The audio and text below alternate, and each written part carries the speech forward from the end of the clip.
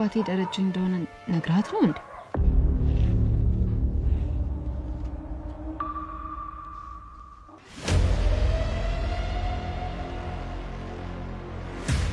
ደሞ ውሃው ቤት የነበረ ነው ከፍሪጅ እኮ ነው አውጥቼ የጠጣሁት ለና አባዬ ግን በቃ ቤቱ እንዳይበጠበጥ ብዬ ከውጪ ነው የገዛሁት አልኳቸው እሱማ ውሃ ይሁን አረቂ ይሁን አላወኩም እንጂ የሆነ ቀን ይሳይቻታለሁ ምናልባት ቢሆን ነገር እያሰበች ነው ይሄ ቀለበት ታደርግልኛለህ ምናምን የምትለው ነገር ከምሯ ሳትይዘው አትቀርም እሱማ መጀመሪያ ምንም ነግሬክ ነበር አባዬ ራሱ ዳር አውርቶኝ ምን ብሎ አይ ተይው እስኪ ግን ዳጣ ይኸውልሽ ምንም ነገር ይመጣ እንለያይምሽ ምንም ነገር ቢመጣ ትላለህ እንዴ እኛም አንችለው ስንት ነገር አለ ከምሬ ነው ዳጣ ምንም አትፍሪሽ እሺ ነው ከተጣው በኋላ ባልደርስስ ኤቢኮ ያሰበችው ልታደርግ ነበር ምናልባትም ካንተ ማርቀስ ፈልጋ ይሆናል ፈጠና አድርጉትና ይኸው ወግ ማረጋ ሳይዩን እስኪ ነው ያለን ሰላምዬ ግን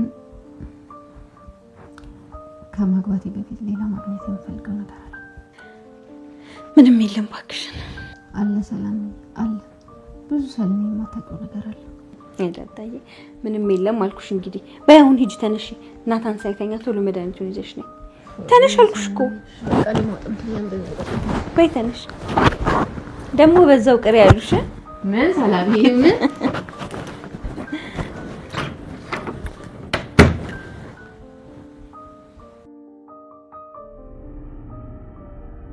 ንገሪ ናታንዬ የዳጣ አባት ማን ነው የዳጣ አባት ማለት ናታንዬ ንገሪኛ የዳጣ አባት ማን ነው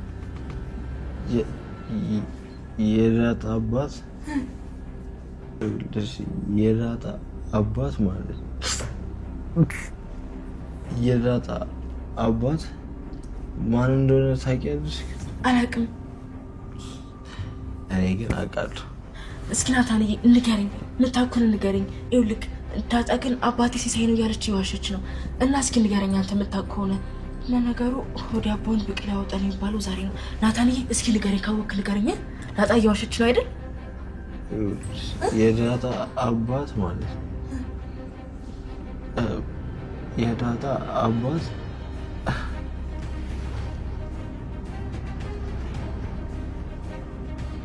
ዛሬማ ሊላቀቃት እውነቱን ትነግረኛለህ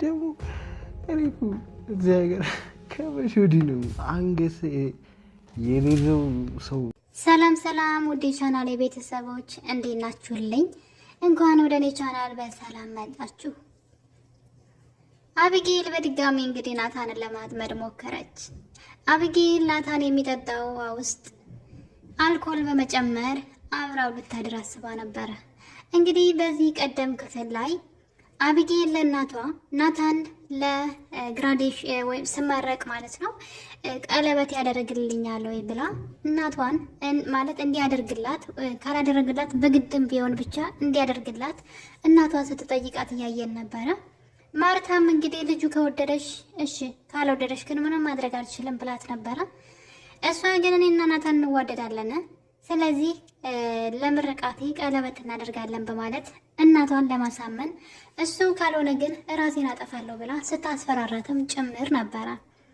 አቢጌል እንግዲህ የምትፈልገውን ነገር በጉልበት ከማግኘት ወደ ኋላ የማትል እስካሁን ድረስ አንድም ነገር አልተሳካላትም እንጂ ያላደረገችው ነገር የለም በጉልበቷ ለማግኘት በጣም ብዙ ነገሮችን እዚህ ቤት ስታደርግ አይተናል እንደሷ ጥረት ግን አንድም ነገር ሲሳካላት አላየንም እንግዲህ በጣም ከአእምሮ በላይ ናት ማለት ለክፋት ሲሆን ምን ያክል ጥግ ድረስ እንደምትሄድ ትንሽ ማስተዋል ብችል ግን እያደረገች ያለችው ነገር የሷንና የቤተሰቦቿን ቤት ብጥብጥ አድርጎ ሰላምን የሚያሳጣ እንደሆነና የቤተሰብን ትዳር እስከ ማፍረስ የሚያደርስ ነገር እያደረገች እንደሆነ ብታቅ ኑሮ ጥሩ ነበር ግን ብዙም ብልጣት የላትም እንግዲህ እሷ የምትፈልገውን ነገር ብቻ ማወቅና ማድረግ ብቻ የምትፈልገው አቢጌል ናታንና ዳጣ ፍቅረኛሞች እንደሆኑ ጠንቅቃ ታውቃለች ስለዚህ አሁን ላይ ተስፋ ስለቆረጠች በጉልበት እንዲሆን ትፈልጋለች እናም በተደጋጋሚ እናቷን ናታን ቀለበት አደርጋለሁኝ ትምህርቴን ስጨርስ በማለት እንግዲህ እናቷን ስትጠይቃት እናትየዋም ደግሞ ናታንን ከመውደዷ የተነሳ ልጄ ናታን ሚስት እንድትሆን ነው የምፈልገው፣ ናታንም ደግሞ አማቼ እንዲሆን እፈልጋለሁ በማለት ይህን ነገር እንግዲህ አፍ አውጥታ ሁሉ ለናታን አባት ተናግራለች። ነገሩንም ደግሞ የናታን አባት እንግዲህ ስመጣ እንነጋገርበታለን ብሏታል።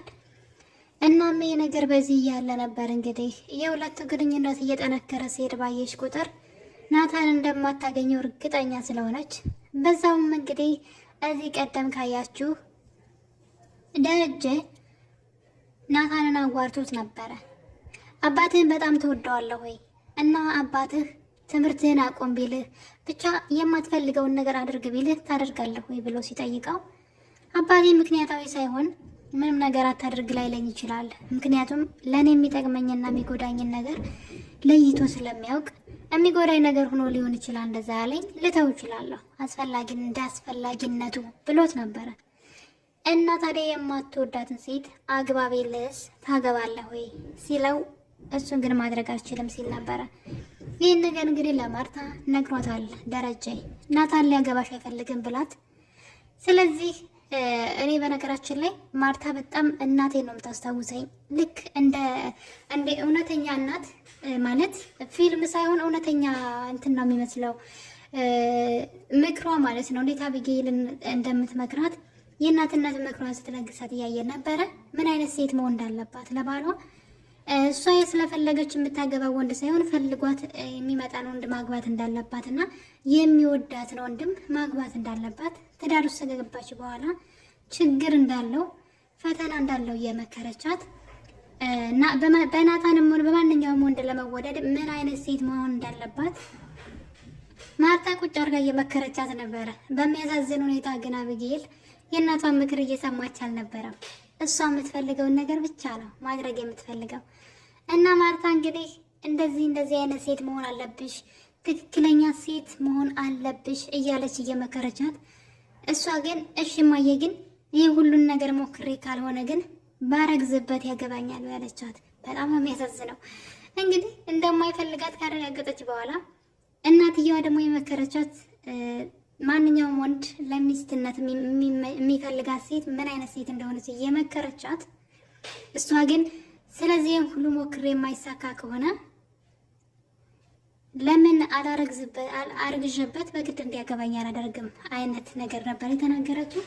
በነገሩ እንግዲህ እናትየዋ በጣም ትደነግጣለች። በጣም ነው የደነገጠችው ማርታ። እንዴት እንደዚህ አይነት ሰይጣናዊ ሀሳብ አእምሮዋ ላይ መጣ ብላ። ይህ ነገር እንግዲህ አቢጌል ለእናቷ ተናግራ ብቻ አይደለም የተወችው። በቀጥታ እንግዲህ አልኮል መጠጥ አምታ አረቄ የሚባለውን መጠጥ ማለት ነው ወስዳ ናታን ውሃ ውስጥ ማለት ነው መኝታ ቤት ውስጥ ያለው ውሃ ውስጥ ያንን አልኮል ትጨምራለች አቢጌል። ናታንም እንግዲህ ማታ ወደ ክላሱ ዜር ነበረ። ውሃ ጠምቶት ስለነበር ብድግ አድርጎ ግጥም አድርጎ ነበር የጠጣው። ነገር ግን ቆይቶ ውስጡ የማይሆን ጣዕም ስለተሰማው ደጋግሞ ቢያየውም ሌላ ነገር ነው እና ወዲያው ነበር እንግዲህ ልጁን ማለት አብዝቶም ጠጥቶት መሰለኝ በጣም ታሞ ነበረ። ራሱን ሁሉ ስቶ ነበረ። በዚህ አጋጣሚ ተጠቅማ እንግዲህ አቢጌል ራቆቷን ነበረ እንግዲህ እንዳያችሁት ማለት ነው በብጣሽ ጨርቅ ወደ ክላሱ ሄደችው በዛ ሌሊት እና በሀሳቧ ያሰበችውንና ለእናቷ የነገረቻትን ነገር በተግባር ለማድረግ እንግዲህ ጥግ ድረስ ነበር ሄደችውና በመጨረሻም እንግዲህ የናታን አልጋ ላይ ወጣ ናታን እየታገለችው ነበረ። በዚህ መሀል ደግሞ ሰላምና ዳጣ አብረው የሰላም መኝታ ቤት ስለነበሩ ሂጂና መድኃኒቴን የናታን ክፍል ውስጥ አለ አምጪልኝ ልውሰድ ትላታለች። እናም እንግዲህ ዳጣ ወደ ናታን ክፍል ስትሄድ ያየችው ነገር አቢጌል ራቁቷን የናታን አልጋ ላይ ቁጭ ብላ ናታንን በደመ ነፍስ እሱ ራሱን ስቷል፣ ምንም ነገር አያውቅም እንደምታዩት በግድ እየታገለችው ነበር ያገኘቻት። እናም በመጨረሻ እንግዲህ ከዚህ ውጪ አይንሽን ማየት አልፈልግም እያለች እንግዲህ ድንገት በሩን ከፍታ ስትገባ ዳጣ ማለት ነው እንድትወጣ ስትለምናት ነበረ። ናታን ደግሞ ደህና እንዳልሆነ ዳጣ ስለተመለከተች ሄዳ እንግዲህ እናቷን ጠርታታለች። ማርታም በሁኔታው በጣም ደንግጣለች፣ በጣም በሚያሳዝን ሁኔታ ማለት ነው።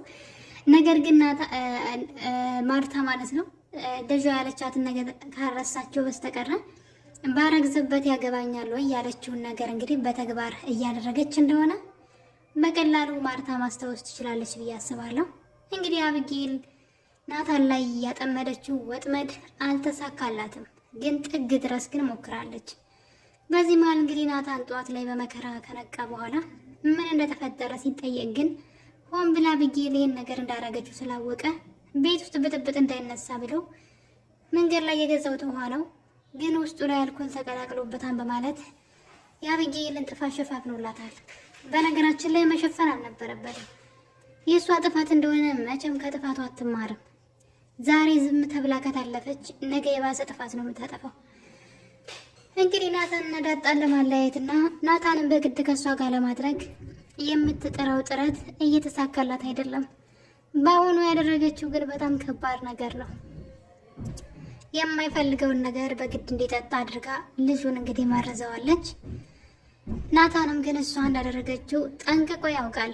በሌላ በኩል ደግሞ ማርታ እንግዲህ ማርታ እስከ ዛሬ ድረስ ስለ ሰላም ልጅ ማን ይሁን አባቱ ምን ይሁን አልናገርም ካለች በኋላ ትታት ነበረ። ነገር ግን አብጌል ሌላ ለእናቷ የቤት ስራ ሰጥታታለች። ጎረቤት ያላሉትን ሆን ብላ እንግዲህ ብዙ ጊዜ አብጌል ተናግራ እናትየዋ አልሰማት ስላለች አሁን ላይ ጎረቤት አለ ብላ ደግሞ ሌላ አጀንዳ ይዛ መጣለች። ጎረቤቶቹ የሰላም ልጅ ማን ነው አባቱ? እንዴት ማርታ ዝም ትላለች? ቤቷ ውስጥ ሰራተኛዋ ከቤት አትወጣ፣ ስታረግዝ ከማን ነው ብላ አትጠይቅም እንዴ እያሉ ነው ብላ እንግዲህ እሷ ተደማጭነት ስታጣ በጎረቤቶቹ አማኝታለች ማለት ነው። በዚህም የተነሳ ማርታ እንግዲህ ጥርጣሬ ውስጥ ገብታለች። ውስጧ በጣም ተረብሿል። ያደረኩት ነገር ልክ አይደለም እንዴ? አልናገረም ስትል ዝም ማለት ጥፋት ነው እንዴ? የኔ ጥፋት ምኑ ላይ ነው በማለት እራሷን መጠየቅ ጀምራለች። እናም ናታን እንግዲህ ሰው ስለሚያወራው ነገር እንዳትጨነቅና ሰው ያወራው ሁሉ እውነት እንዳልሆነ ሲያረጋጋት እያየን ነው። ብቻ ምን አለፋችሁ የአብጌል መጨረሻ በጣም ነው የሚናፍቀኝ። በነገራችን ላይ መቼም ቢሆን ከስህተቱ አትማርም። እየባሰች ነው የምትሄደው። በየቀኑ እናቷ አእምሮ ላይ የምትፈጥረው ጥርጣሬ። ሰላምና ዳጣ በጣም ሰላም ፈጥረዋል። በጣም ደስተኛ ናቸው አብረው። ለምንድን ነው ይህ? እኮ የሆነ ነገር መኖር አለበት። የሆነ ነገርማ ቢኖር ነው እንጂ እንደዚህ ደስተኛ አይሆኑም ነበረ። ይህን መጠርጠር አለብሽ እያለች እንግዲህ እናቷን ለምን ደስተኛ ሆነ ሁለቱ በማለት ለእናቷ በየቀኑ ነው የቤት ስራ። የማርታ እኔ በጣም ነው መገረምባት። የምሬ ነው የምላችሁ። ልጅቷ እውነት ሊኖራት ይችላል። የምትለው ነገር ሁሉ እውነት ነው፣ እውነት አለው እኮ ግን ሁሉ ነገር የምንከታተል ከሆነ ሁሉ ነገር የምንጠራጠር ከሆነማ እውነት ነው እኮ የምታወራው ነገር። አሁን ዳጣን በአባቷ መጠርጠሯ፣ የአባቴ ልጅ ትሆናለች ብላ ማለቷ፣ ሰላም ከአባቴ ወይ ከናታን አርግዛለች ከሁለት አንዱ ማለቷ ምንም አይነት ስህተት የለውም እኮ። ግን በዚህ መጠን ልጅ ሁና የዛ ቤት ልጅ ሁና አባቷን ቤተሰቦቿን እንደዚህ ለመበጥበጥ እንደዚህ እርቀት መሄዷ ነው እንጂ እኮ የምታደርገው ነገር ስህተት የለው ማለት ከንግግሯ ውስጥ ብዙ እውነት ነው። የምትፈልገውን ነገር ማግኘት፣ ሁሉ ነገር መጠራጠር። ግን ከምትጠራጠረው አብዛኛው እውነትም አላት። ስለ አባቷ ለምሳሌም ዳጣ እዛ ቤት ለምን ትኖራለች? ለምን በዚህ መጠን እዚህ ቤት ልኖር ይችላል? ሰላም ከማን አረገዘች? ለምን አባቱን አትናገርም? ስለዚህ እንደዚህ ስለሆነ ነው ብላ በቃ አእምሮ ጥያቄና መልስ ያመጣላታልና እንግዲህ መጨረሻዋ ምን እንደሚሆን ባላውቅም አሁን ላይ ግን ነገሮች የተሳኩላት አይደለም። ናታንን እንግዲህ ያጠመደችው ወጥመድ ከወጥመዱ አምልጧል። ያው ናታን በጣም ስርዓት ያለውና ጥሩ ልጅ ነው። በጣም የሚወደድ ልጅ ነው። ስለዚህ መልካምነቱ ይመስለኛል ከሷ ከመጥፎ ስራዋ ያዳነው እንጂ አስባችሁታል እንግዲህ ምን ሊፈጠር እንደሚችል። አብረው አደረች ማለት ለሁሉም ነገር ጥሩ አይደለም። በዛ ላይ ዳጣ በጣም ትጎዳለች። እሷ ያደረገችው የስህተት ስራ እንኳን ቢሆን ዳጣ መጎዳቷ አይቀርም። እናም እንግዲህ ናታን አብጌል እንዳደረገችው ይህን ነገር አውቃለሁ፣ ነገር ግን ቤቱ እንዳይበጠበጥ ብዬ ነው ዝም ያልኩት። ስለዚህ ከዚህ በኋላ ምንም ከማድረግ ወደኋላ ስለማትል እባክሽን ምንም ቢፈጠር እኔና አንቺ እንዳንለያይ እያለ እንግዲህ ለዳጣ ቃል ሲያስገባት እያየን ነው ማለት ነው። እውነት ነው፣ እንደ አብጌል አይነት መጥፎ ሰዎች ብዙ ነገር ሊያደርጉ ስለሚችሉ ያኔ እንግዲህ በሚፈጠረው ነገር ማለት ትዕግስትና መቻል እንዲኖራት ቀድሞ እያስጠነቀቃት ይገኛል ዳጣን ማለት ነው። እና እንግዲህ አሁን ላይ ደረጀና ማርታ ሰላም የልጇን አባት በቃ ትንገረን፣ በዚህ መጠን ጎረቤት ድረስ ወሬው ከተዳረሰና ጎረቤትም እንደዚህ ካሰበ ለኔም ጥሩ አይደለም፣ የተሳቀኩኝ ነው። እኔ ነገሩን ብተውም ጎረቤቶቻችን እየተውት አይደለም። ስለዚህ ትምጣና